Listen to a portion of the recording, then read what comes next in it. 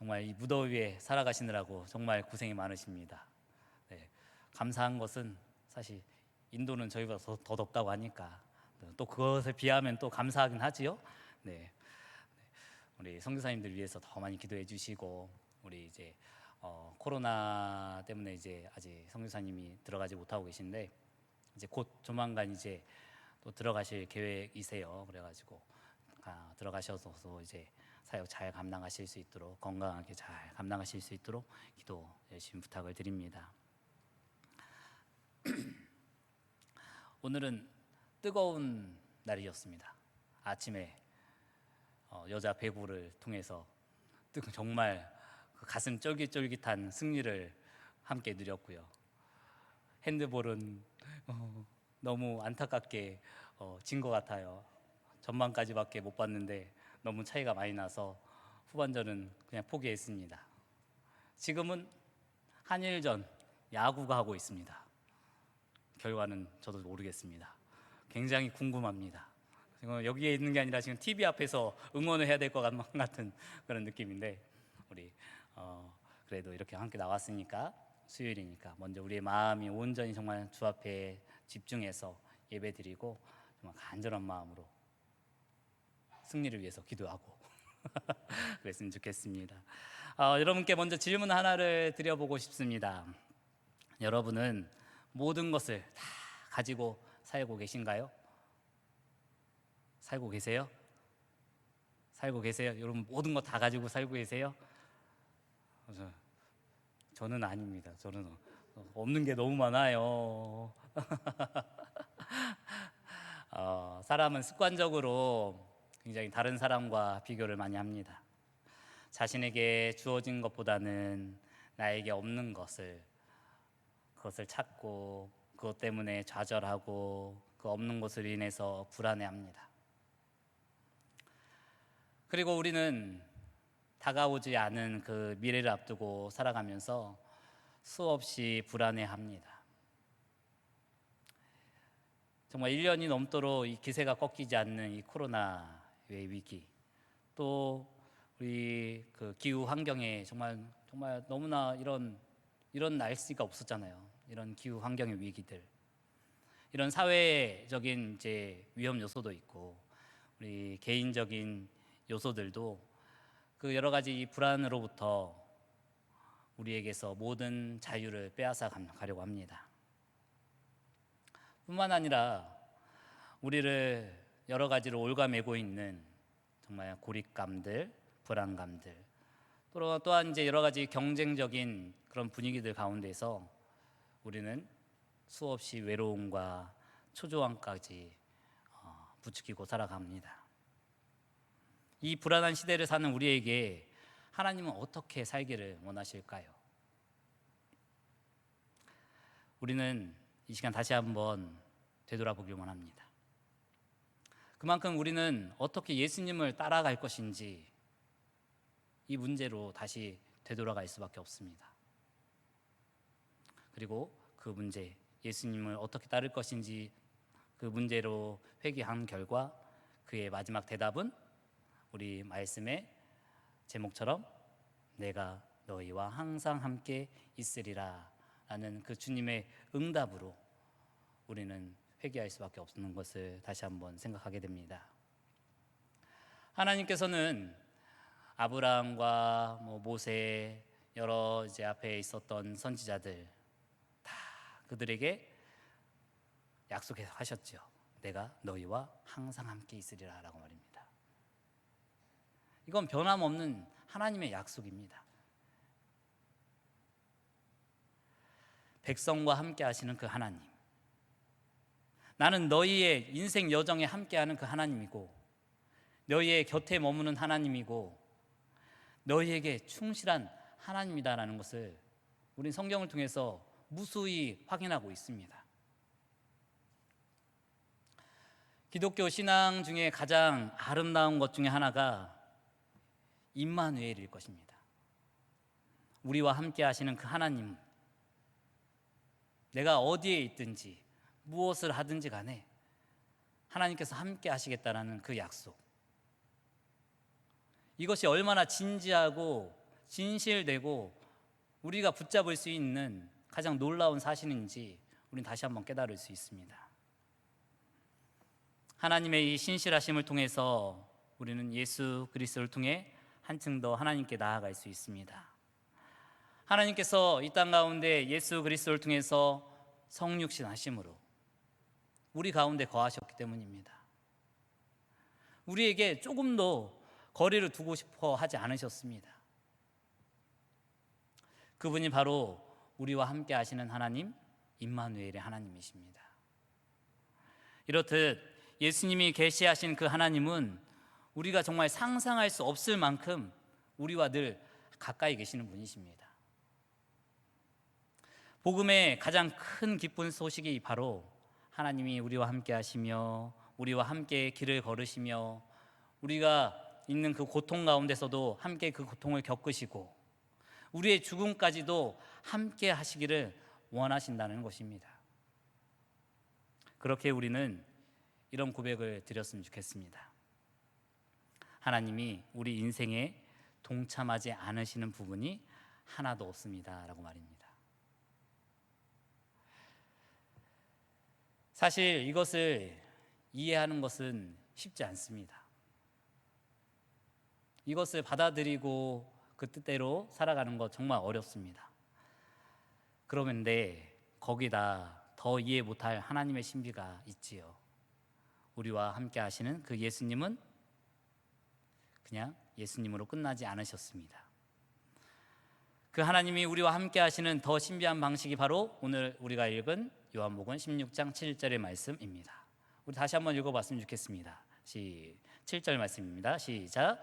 그러나 내가 너희에게 실상을 말하노니 내가 떠나가는 것이 너희에게 유익이라.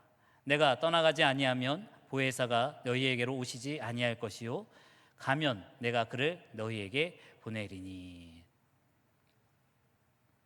그리고 14장 17절에서는 이렇게 말씀합니다. 그는 너희와 함께 거하시며 또 너희 속에 계시겠습니다 라고 말입니다. 20세기 최고의 영성가로 불리는 헨리 나우엔은 이렇게 우리에게 말씀했습니다. 조금 긴데요, 제가 천천히 한번 읽어드리겠습니다.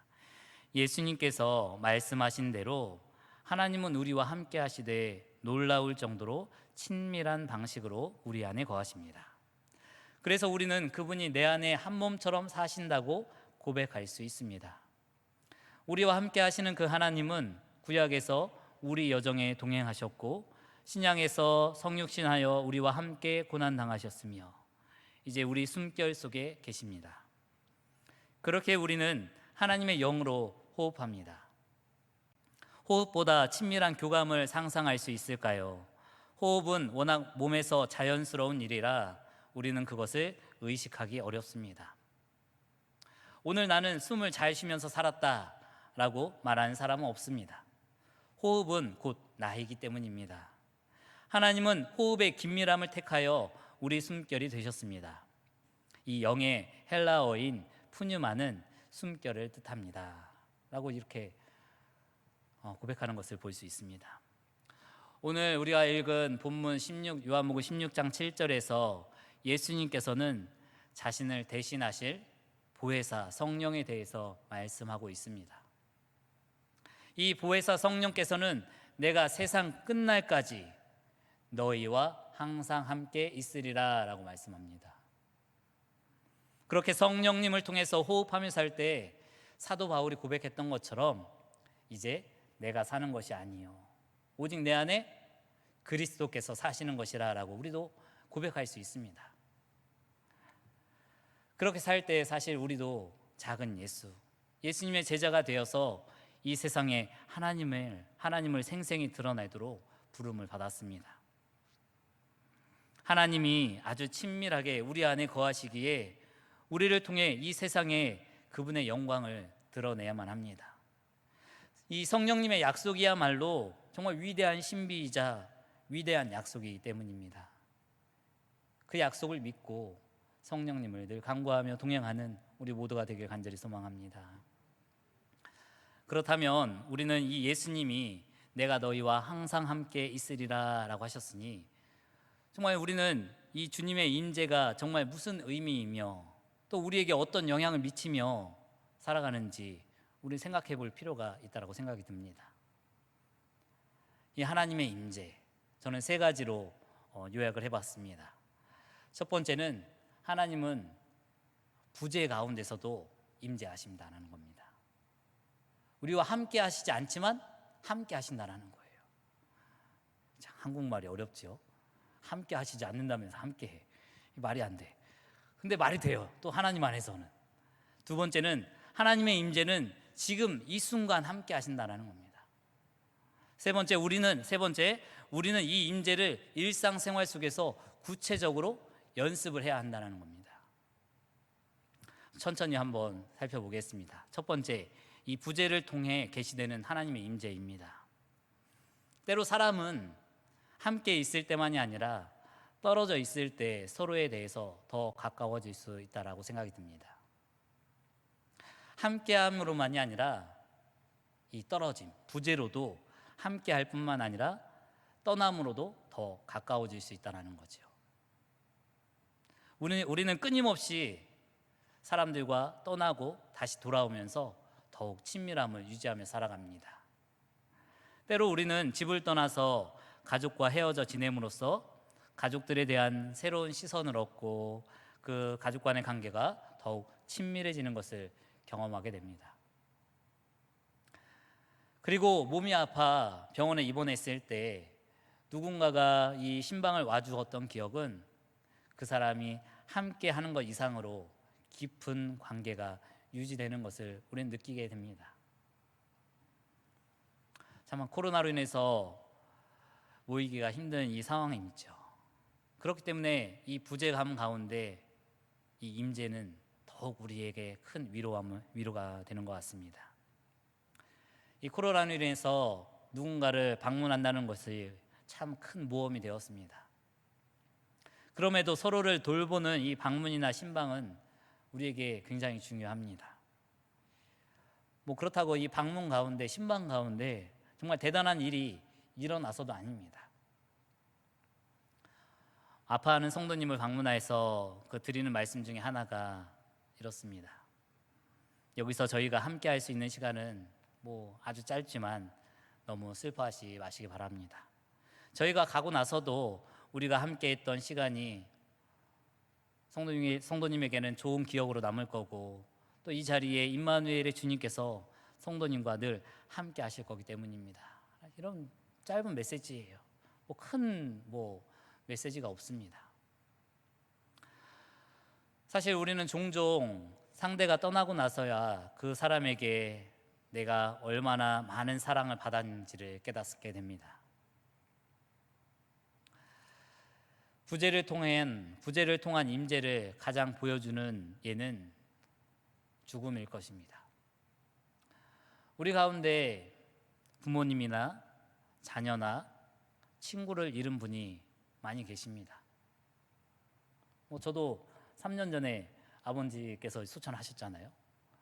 갑자기 이제 간암이라는 판정을 받고 정말 아주 짧은 그 투병의 생활 가운데서 계시다가 하나님의 부르심을 받고 저희 곁에서 떠나가셨습니다. 그런데 아직까지도 늘 여전히 저희와 함께 하신다는 그런 느낌이 있어요. 이 죽은 사람과의 사이에서 새로운 친밀감이 자라나게 됩니다. 왜냐하면 이 고인에 대한 기억이 우리 삶 속에 생생히 살아서 숨을 쉬기 때문입니다.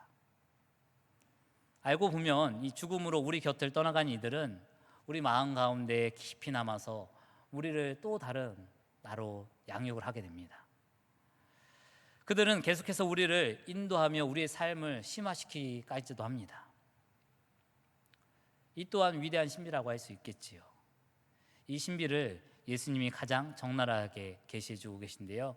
요한복음 오늘 그 말씀이 16장 7절의 말씀입니다. 내가 떠나가지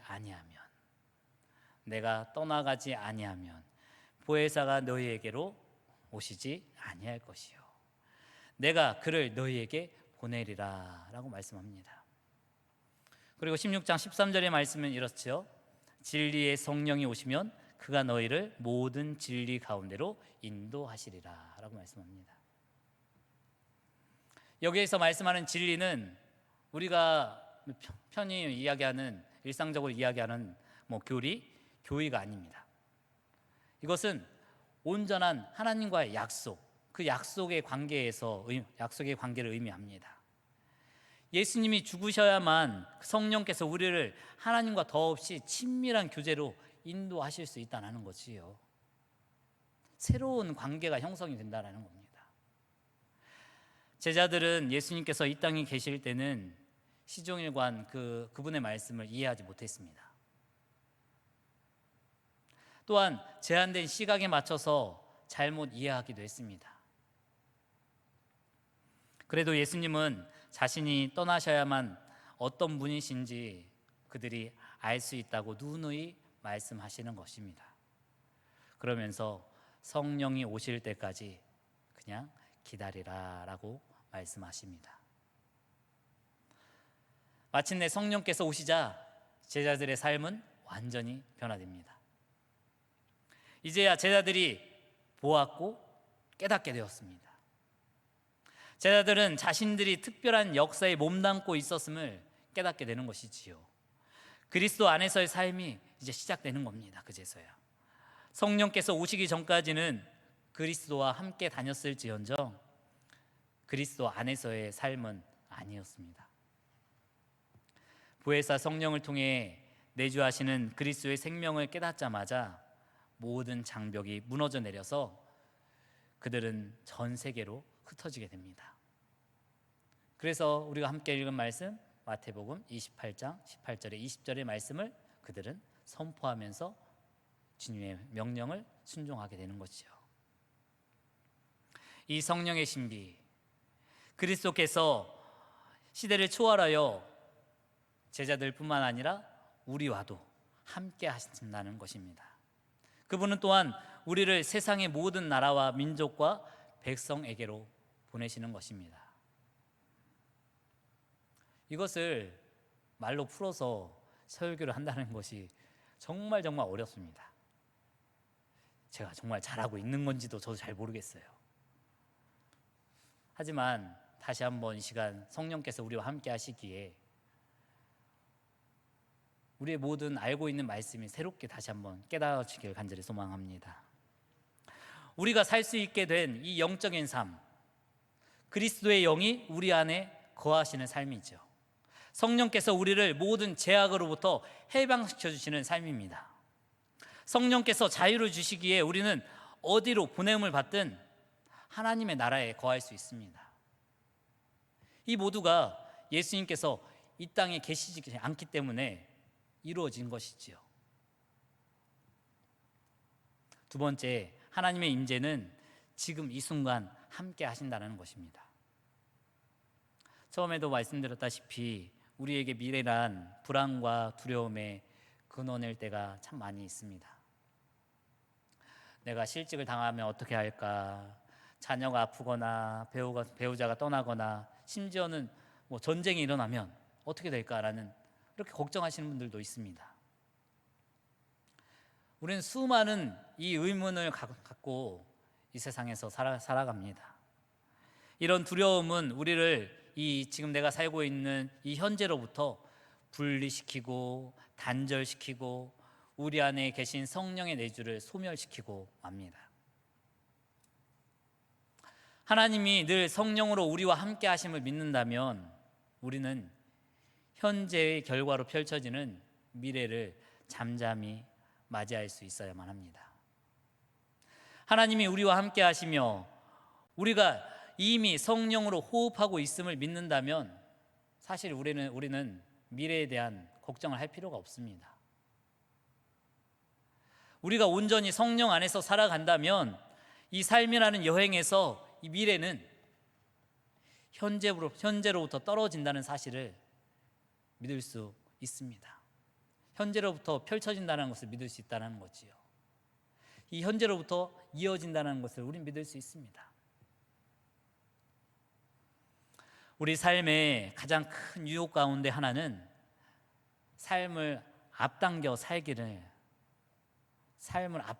살라는 이 속삭임 같습니다. 며칠 뒤의 일을 걱정하고 또 몇 달 뒤의 일을 다시 한번 걱정하면서 준비를 하지요. 몇 년 후의 일을 마치 당장 일어날 것만 같게 생각하게 만듭니다. 하지만 전혀 그렇지는 못합니다. 그리스도인 앞에 놓인 도전은 의미 있는 일이 늘 지금 바로 여기에서 일어나고 있음을 믿는 것입니다. 그만큼 지금 우리가 주목해야 하는 것은 바로 지금 이 순간, 한일전 야구가 어떻게 될지는 저도 모릅니다. 거기에 맡기고 우리는 이 시간 예배해야 하는 것에 집중하기를 간절히 소망합니다. 현재에 충실하면 미래는 자라나게 마련입니다. 성장할 수밖에 없습니다. 미래는 우리 앞에 저절로 드러나게 됩니다. 왜냐하면 우리가 이미 성령을 받았기 때문이죠.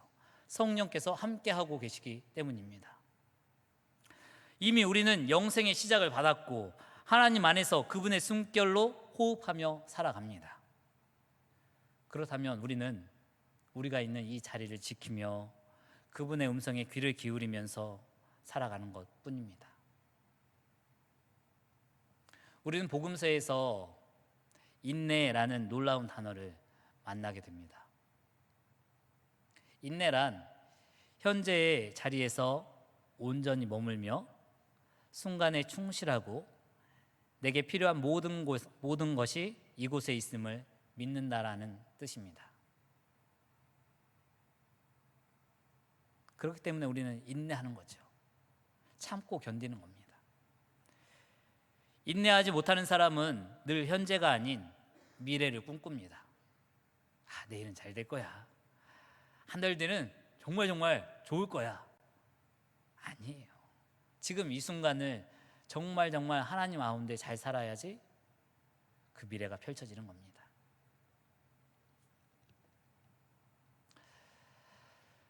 미래를 꿈꾸는 이들은 이렇게 이야기할 수 있습니다.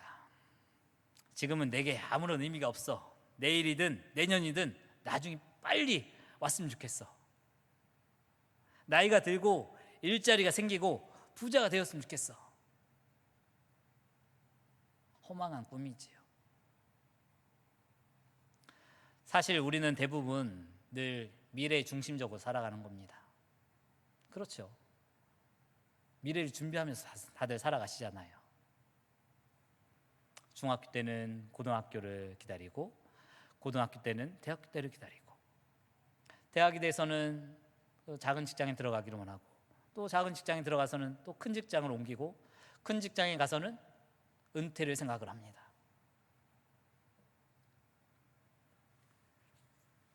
우리는 삶을 앞당겨 사느라 지금 이 순간 여기에 성령께서 우리와 함께 하신다는 이 진리를 맛보며 누리며 살아가지 못할 때가 너무나 많습니다. 지금 이 순간이 너무나 소중한 시간인데 그저 흘러가듯이 지나가 버린다는 거지요. 그런 우리에게 예수님은 인내하라라고 말씀하십니다. 앞에서도 말씀드렸다시피 이 인내란 지금 이 순간에 충실하여 현재의 의미를 온전히 경험하며 이 현재에 충실한 것을 이야기합니다. 그러면 그 순간에 뿌려진 씨앗이 자라나 우리를 미래로 인도한다는 거지요. 미래는 옥토 속의 씨앗처럼 이 현재 속에 숨어져 있습니다. 저는 어제 이렇게 들어오다 보시면 계단에 화분이 몇 개가 있어요. 그 장미허브라는 것이 있는데 이렇게 만지시면 향이 좋습니다. 한 번씩 가시기 전에 이렇게 한번 손으로 만져보시면 좋을 것 같아요. 이 장미허브 어제 너무 이렇게 무자라가지고 다시 이제 분갈이를 위에 잘라서 이제 심어놨습니다. 잘 자라겠죠? 저는 잘 자랄 것을 믿습니다. 어제도 물 주고 오늘도 물 주고 내일도 물 줄 겁니다. 저는. 그런데 인내하지 못하는 사람은 들춰봐요. 숨겨놨던 그 씨앗을 들춰봅니다. 잘 뿌리가 내렸나? 들춰보고, 오늘도 들춰보고 내일도 들춰보고. 뿌리가 잘 내릴 수 있을까요? 없어요.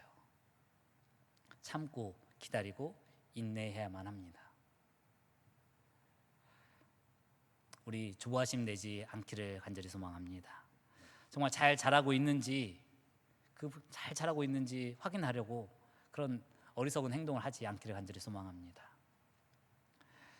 그저 우리에게 주어진 약속을 믿고 이 믿음 가운데 한 걸음 한 걸음, 지금까지도 오셨으니까 앞으로도 그 걸음을 주님과 동행하며 나아가기를 간절히 소망합니다. 씨앗은 분명히 늠름한 나무로 이제 자랄 거고요. 그렇게 되기까지 여러분은 조금만 인내하면서 시간을 주면 됩니다. 이 씨앗은 여러분의 현재 속에서 자라나 여러분들의 미래를 밝혀줄 겁니다. 이것이 성령께서 하시는 일임을 여러분들 정말 믿으시기를 간절히 소망합니다. 그렇기에 우리는 온전히 현재에 사는 법을 배워야 할 줄 믿습니다. 하나님은 늘 지금 여기에 하나님이시기 때문이죠. 지금 이 순간 우리가 앉아있는 이 자리, 기도하는 이곳에 우리 집중할 수 있어야만 합니다. 영적인 삶의 비결은 현재의 자리에서 성령의 숨결에 주목하면서 그분이 불어넣으시는 새 생명, 그 새로운 생명을 우리 가운데 품어 받아들이는 겁니다. 그것이 영적인 삶의 아름다움입니다. 굳이 다른 곳을 가지 않더라도 우리가 있는 그 자리에서 주님과 함께 하면 됩니다. 이 순간 온전히 하나님 앞에 충실하면 됩니다. 고통의 씨름 한가운데서도 하나님이 우리 안에 일하시며 그 하나님 자신을 지금 이 시간 분명히 보여주시고 계시할 것을 믿으시면 됩니다. 그 주님을 바라보며 늘 주님과 동행하는 우리 모두가 되길 간절히 소망합니다. 마지막으로 세 번째는 하나님의 임재를 우리는 기도와 섬김을 통해 경험할 수 있다라는 겁니다. 하나님의 임재를 얼마나 거창한 것으로 우리가 경험할 수 있겠어요. 첫 번째는 기도하는 것, 두 번째는 섬기는 것으로 저는 말씀드리고 싶습니다. 첫 번째 기도하기입니다. 기도란 지금 여기서 하나님의 임재 안으로 들어가는 행동이죠. 지금 여기에서 하나님의 임재 가운데 거하는 그 행위입니다. 그리고 지금 이 순간에 충실하여 우리와 함께 하시는 하나님의 음성에 경청하는 길입니다. 하나님은 늘 우리가 있는 곳에 계시죠. 저 멀리 떨어져 계신 분이 아니세요. 저 먼 다른 세상에 계신 분이 아니시죠. 지금 우리가 있는 이곳에 하나님 함께 하십니다. 그래서 지금 여기에서 우리가 기도하는 그 음성에 하나님께서 귀를 기울이시고, 또한 하나님께서 말씀하시는 그것을 우리는 이곳에서 들을 수 있어야만 합니다. 기도라고 하면 말을 잘해야 하고 많이 해야 하고 이렇게 생각할 수도 있겠지만 그럴 필요는 분명히 없습니다. 말을 많이 하고 생각의 사고도 정말 깊어서 정말 그 깊숙한 가운데서 나오는 그 기도를 하나님께서 들으신다라고 생각하지 않으셔도 됩니다. 걱정할 필요가 전혀 없어요. 우리가 있는 이 자리에서 우리는 이렇게 고백했으면 합니다. 주님 사랑합니다. 제가 주님을 사랑합니다. 주님께서 저를 사랑하시기에 저도 주님을 사랑할 수밖에 없습니다. 거창하게 드릴 말씀도 없고요. 심오하게 제가 그 주님의 사랑을 표현할 길도 없습니다. 주님께서 지금 제 기도에 함께 하신 줄 믿습니다. 저도 주님과 늘 함께 하겠습니다. 이것이 기도 아니겠습니까? 단순하지요. 하지만 우리는 가면 갈수록 이렇게 복잡한 인생을 살아가려고 하는 것 같아요. 이 시간 우리 조금만 더 단순해졌으면 좋겠습니다.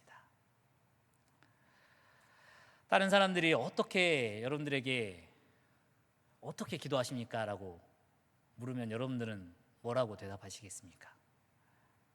그렇게 30년, 40년 평생을 기도하셨는데 어떻게 하나님께 기도하세요? 주변에서 물으신다면 여러분들은 어떻게 말씀하시겠습니까?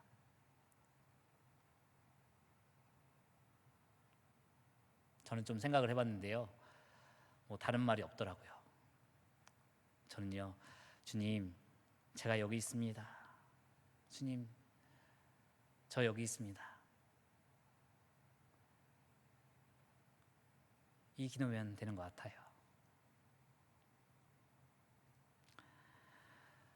하지만 이런 기도 가운데서도 열심히 기도 좀 해보려고 하면 자꾸 다른 생각이 들어갑니다. 어제 일도 생각이 나고, 저기 집사님과도 있었던 일도 기억이 나고, 또 해야 할 일도 생각이 나고, 왜 이렇게 기도만 하려면 잡념이 들어가는지 모르겠어요. 집중하기가 그렇게 어렵습니다. 기도하려고 하면. 기도가 잘 되시나요? 물론 천안대성교회 성도님들은 워낙 기도의 용사들이시라 1시간씩 막 기도하시겠죠. 근데 저는 어렵습니다. 새벽에도 이렇게 조금 기도하려고 하면 왜 이렇게 오늘 하루에 동안에 해야 할 일이 생각나는지, 이것도 해야 되고 저것도 해야 되고 이것도 해야 되고, 아이고 저기도 돌아봐야 되고 이것도 돌아봐야 되고, 이렇게 잡념이 듭니다. 그래도 괜찮습니다. 그래도 괜찮아요. 그때도 우리 주님께서 우리의 마음 자체를 받아주실 줄 믿습니다. 우리는 결코 완전한 존재가 아닙니다. 늘 부족해요. 연약합니다.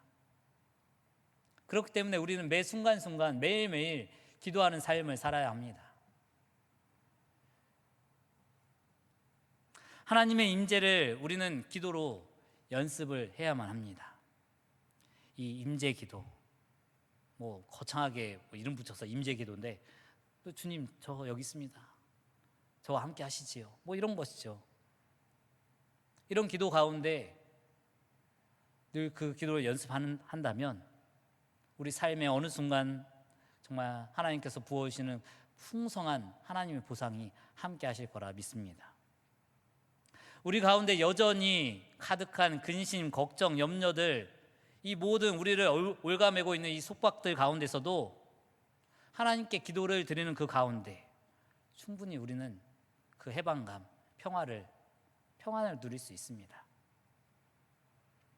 정말 기도로 끝까지 승리하시는 우리 모두가 되길 간절히 소망합니다. 두 번째, 하나님의 임재를 경험하는 것은 섬김이라고 생각이 들었습니다. 섬김이란 하나님의 사람들을 위해서 무언가를 행하는 것이지요. 어떤 때는 이 섬김이 익숙하지 않은 일일 수도 있습니다. 헐벗은 일을 입히고 빈민에게 숙소를 제공하고 환자나 재소자를 방문하는 것도, 이런 어려운 일도 있습니다. 쉽지 않은 일이죠. 흔하지 않은 일도 있습니다. 물론 이런 섬김도 있겠지만 우리가 할 수 있는 섬김은 늘 우리의 평범한 일상 가운데 우리의 작은 몸짓에서 시작된다라고 생각이 듭니다. 우리 주위에 있는 가족들, 우리와 함께하는 동료들, 그들에게 친절함으로 대하고 참을성 있게 말하고, 그들에게 할 수 있으면 편지도 적어 보내주고, 지금은 메시지도 보내주고 꽃도 보내주면서 그 마음을 표현하는 것, 이 섬김의 작은 일상으로부터 시작될 줄 믿습니다. 섬김에 앞서 우리는 기도해야만 합니다. 이 기도를 통해 하나님이 지금 여기 우리 안에 계심을 알게 된다면 우리는 나뿐만 아니라 나와 함께하고 있는 우리의 이웃들, 우리와 함께하는 모든 이웃들, 그들에 대한 관심과 집중력, 주의력이 생기게 됩니다. 왜냐하면 우리는 자기 일에 대한 염려가 줄어들수록 다른 이들에 대한 관심이 조금이나마 높아질 수 있기 때문입니다. 정말 내가 정말 걱정, 근심이 정말 가득한데 다른 사람 어떻게 돌보겠어요? 나에게 있는 근심, 걱정, 염려들이 조금씩 낮아지고 없어지면 그것이 상대방에 대한 관심과 걱정으로, 그들이 관심으로 이제 이어질 수 있다는 거지요. 그렇게 될 때 우리와 함께하는 이웃들의 고민과 아름다움과 친절이 우리의 시선 가운데 들어오게 됩니다. 그들이 내게 상처를 주려는 것이 아니라 저마다 다 각자의 어려움, 그 문제들을 안고 있음이 보이게 된다는 거지요. 그러므로 우리는 이 성령의 임재 안에 있기를 정말 간구하면서 정말 우리 가운데 정말 평안함으로 온유함으로써 다른 사람들의 다른 사람도 그 삶 가운데 고달파하고 있다는 것을 우리 함께 깨달았으면 좋겠습니다. 이는 예수님을 따르는 삶의 가장 큰 보상 혹은 상급 가운데 하나일 것입니다. 우리 안에 성령이 그들 안에 성령을 보게 하시는 거죠. 우리 가운데 있는 예수 그리스도께서 그들 안에 있는 그리스도의 모습을 보게 하는 겁니다. 우리 안에 하나님의 마음이 그들 가운데 있는 하나님의 마음을 보게 하시는 거예요. 내 안에 성령님이 없고 그리스도가 없고 하나님의 마음이 없으면 우리는 우리의 이웃에 담긴 성령님과 그리스도와 하나님의 마음을 알아챌 수가 없습니다. 물론 우리는 세상 속에 그리스도를 볼 수는 없습니다. 그러나 우리 안에 그리스도께서는 세상 속에 운행하시는 예수 그리스도를 충분히 보실 수 있게 만들어 주십니다. 헨리 나우에는 또 이렇게 말했습니다. 영적인 삶이란 성령 안에서 성령을 위해 성령을 인식하는 것이다. 영적인 삶이란 성령 안에서 성령을 위해 성령을 인식하는 것이다 라고 합니다. 성령과 함께하는 것, 그것이 영적인 삶이다라는 거지요. 우리와 함께하는 이들이 하나님의 사람이고요, 하나님의 영이 그들 안에 늘 호흡하심을 우리는 깨달을 수 있어야만 합니다. 나아가 우리들이 정말 경이롭고 아름다운 존재이며 하나님의 사랑을 전달하는 소리, 곧 하나님의 인격을 품은 존재라는 사실을 우리는 깨달을 수 있어야만 합니다. 곧 정말 하나님의 인격을 품은 사람들이라는 거죠. 그렇기 때문에 우리는 서로를 바라보면서 이렇게 고백할 수 있었으면 좋겠습니다. 우리 옆에 분들 보면서 고백했으면 좋겠어요. 당신과 함께 있으니 정말 좋습니다. 당신과 함께 있으니 정말 좋습니다.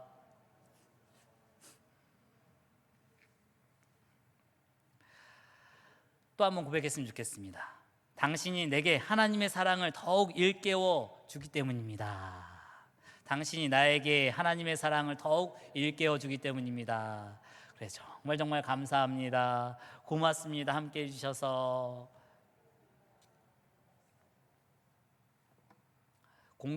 공동체라는 것이 다른 것이 아니에요. 이렇게 서로를 바라볼 때 서로를 향한, 서로에게 품어져 있는 하나님의 사랑을 느낄 수 있는 것, 이것은 1년 만에 봐도 10년 만에 한 번 봐도 그 사랑을 느낄 수 있다면 하나의 공동체라고 할 수 있습니다. 그렇기 때문에 이 섬김은 누군가에게 어떤 결과를 얻어내려는 행위나 혹은 세상을 구원하려는 그런 초조한 가운데 행하는 것은 절대 아닙니다. 그저 상대방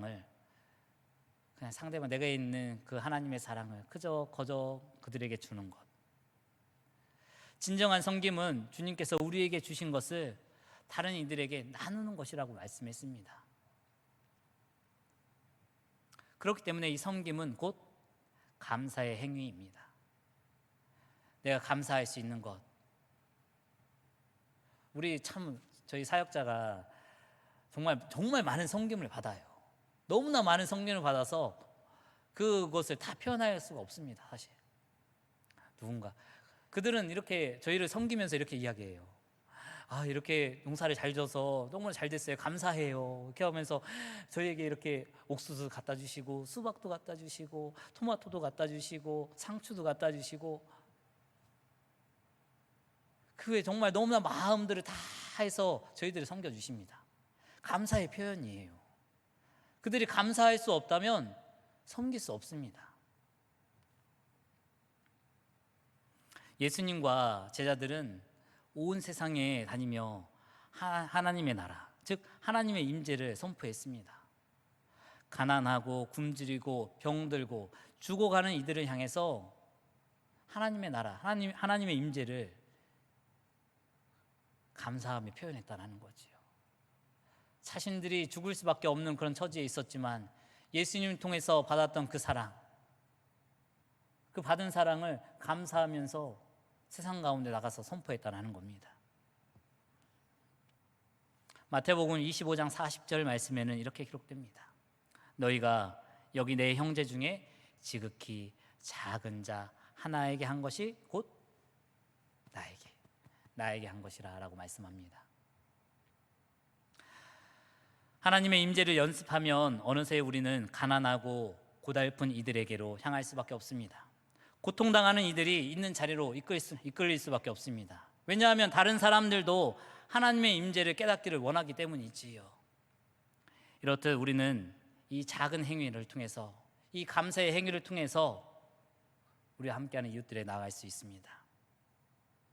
이 섬김의 주체가 개인이든 혹은 공동체이든 아니면 한 나라의 국가이든 다 마찬가지일 겁니다. 그러므로 우리는 마음껏 감사하며 살면서 그 감사의 표현으로 하나님의 사람인 이웃과 세상을 돌볼 수 있어야만 합니다. 감사에서 우러난 이 섬김으로 하나님의 임재를 연습할 수 있음을 알면 우리는 한없이 하나님께서 주어주시는 자유를 만끽할 수 있습니다. 이런 의미에서 삶이란 곧 기도와 섬김입니다. 다시 한번 말씀드리지만 이 기도와 섬김은 예수님을 따르는 삶의 핵심입니다. 여러분들 예수님 믿으시죠? 우리 기도해야만 하고 섬길 수 있어야만 합니다. 저는 지난 수요 예배의 몇 번의 설교를 통해서 예수님을 따르는 삶이란 무엇일까라고 고민하면서 말씀을 전했습니다. 말씀드렸던 것이 그다지 구체적으로도 말씀드리지도 않았고 그렇다고 명확하게 이렇게 말씀드리지도 못한 것 같습니다. 하지만 다시 한번 분명히 알았으면 좋겠습니다. 하나님께서는 우리와 함께 하시고 늘 우리와 동행하신다는 것을 말입니다. 그 주님을 우리 늘 증거하며 살아가는 믿음의 공동체 되길 정말 주님의 이름으로 간절히 축복합니다. 아멘. 기도하겠습니다.